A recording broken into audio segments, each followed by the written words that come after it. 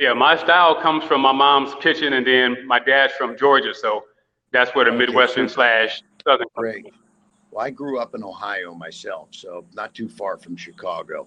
So, hey, Oh yeah. tell me, give me the pitch on your company, your products. You're currently, are you in business as Aaron's cake room for the bake room for dessert? Are you already up and running and selling product? Yeah, I've been up and running since about 2015, and Okay. I've had some, success. I've had a whole lot of exposure, and I'm just trying to take it to the next level. So how many different products do you manufacture and do you sell direct to the consumer or do you wholesale B2B? At the moment, I sell directly to the consumer. So when I got started, I got lucky enough to find a nice little church that let me use their kitchen to take care of some of my business. So that was helpful. And then just hustling, bustling, man, I had to use my car and, clock out after work and go and pass out samples, take orders that way, and just try to build the brand. So tell me what is your signature product if you have one? I mean, you said pound cakes, cheesecakes I've seen.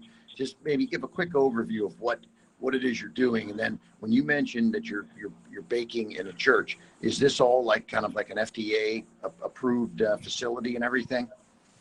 Yeah, it was a commercial kitchen that they let me use. So yeah, it was legit. And I always want to Good. make sure that, anything that I bake is legit, and I don't want to cheat my consumer at all. I want to make sure they get a good quality product and also Right. meet the guidelines too.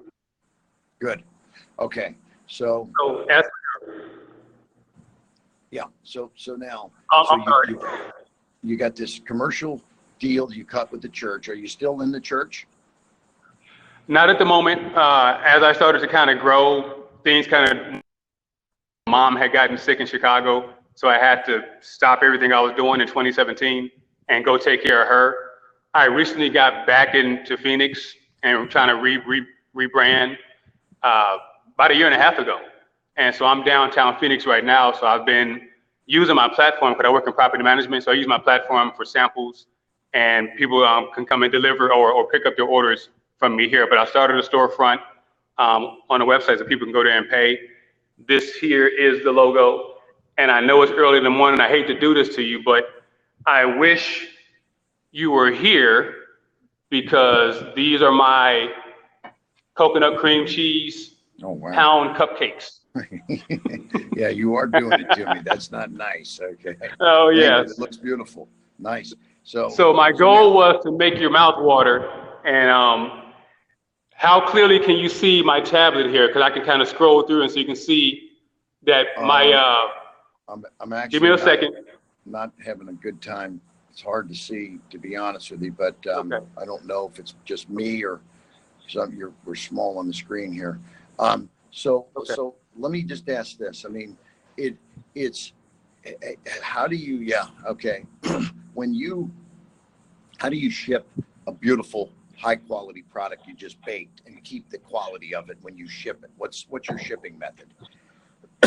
Well, with all my research, especially with pound cakes, which is the reason why pound cakes is a good shipping item, because they freeze real well, and they thaw out based on your consistency of your recipe. When they thaw out, they return to the flavor, so you don't lose the flavor. So, as I would freeze it, and then I could box it, ship it that way, or I could Yeah. ship it using dry ice. Yeah. I mean, I'm sorry. if you ship it frozen without dry ice, it'll arrive thawed out, won't it? Yes. Yes. No. Correct. And Correct. then they can't refreeze that, can they? Right. Right. It'll be a wrap if you do that. But yeah, but one of the reasons why I chose pound cakes was because it's an easy, freeze and thaw out without losing the flavor type of But method. So you could dry ice it. It would arrive frozen, and they could freeze it, yes. or they could let it thaw. Correct? Yeah. Yeah. So Yeah. what does a That's pound true. cake sell for? Tell me what one of your pound cakes sells for. So I have three categories. I have my specialty, I have my nostalgia, and then I have actually a candy bar menu. And I know with you being kind of old school, there might be certain candy bars that might entice you a little bit. But For the specialty pound cakes, that runs about 45. The nostalgia pound cakes, they run about 43. I'm sorry, about 42, and then 43, and then 41 on a candy bar pound cakes. Yeah, So with the is that, specialty and pound then it's cakes, you plus can get shipping and handling, or does that include shipping and handling? yeah, it will be plus shipping and handling, yes. What do you charge for shipping and handling? At the moment, I was charged, 'cause I'm still working with trying to, make those costs work. But it was about $15. But It's I'm expensive, trying to right? get that lowered. Yeah, it's pretty expensive. Yeah. Now, But yeah, I would help on that is, try to, is get there, our products to people, not breaking the bank.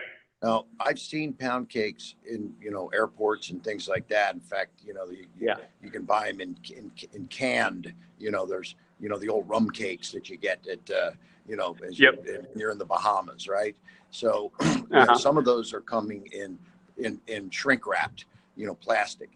Can you do that? Yep. Or is that not, Yeah, because that's an option too. when you get into freezing something, you add, when you're adding $15 on shipping and handling, it's like somebody's thinking, geez, a pound cake, it's $45 plus 15, you're at $60.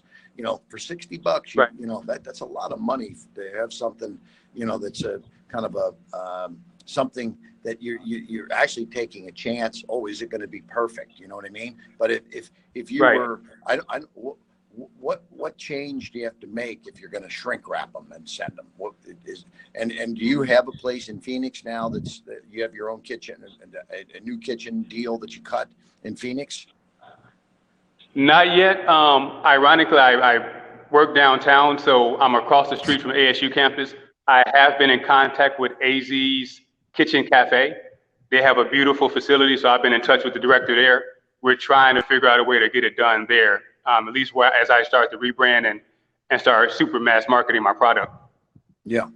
I mean, do you, like, how many pound cakes have you sold over the last number of years?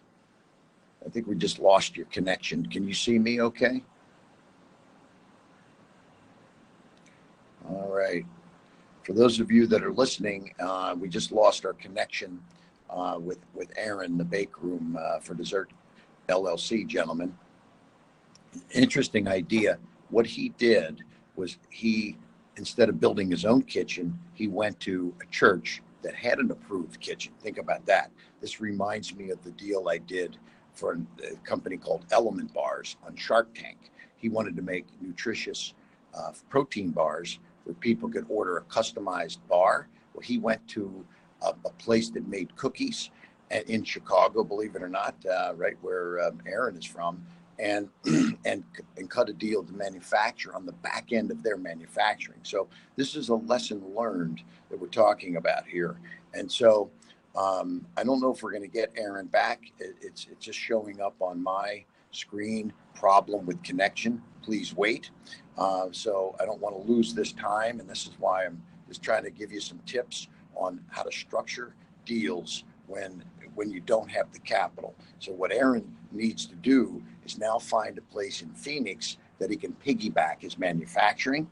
And then he also needs to explore non-frozen situations, because he's running into a situation where it's costing him $15 to ship something. Why? Because he's got to have special packaging. He's got to have dry ice. He's got to have those very expensive not plastic, but containers that are insulated containers. These are all very expensive to ship. So yes, you may have an ideal scenario. You got a high quality product. You want to freeze it. You could offer options. All right. So I think we're going to say goodbye to Aaron, and we'll see you soon.